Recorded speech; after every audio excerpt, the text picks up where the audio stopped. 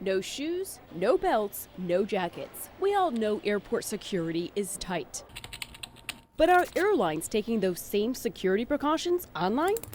I can't take my Mountain Dew on a plane, but I can get into somebody else's reservation. Marco is not someone who tries to hack computer systems. He's simply a businessman who needed a receipt for a recent trip. Marco pulled up an old United email, in this case, the check-in reminder, clicked on a link, and someone else's reservation and personal information popped up on the screen.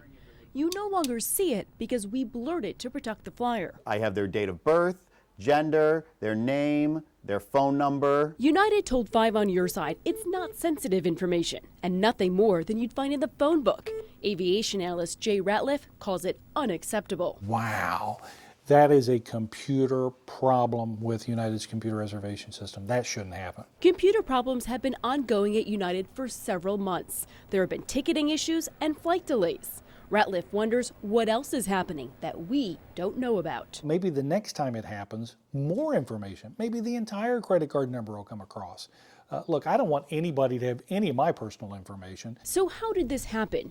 United reuses its confirmation codes, and both itineraries have the same set of numbers and letters assigned to them, even though the flights are only 4 months apart. That person is sitting in seat 27A. To see this personal information, there's no verification. You don't have to enter your username or password like you would with a bank.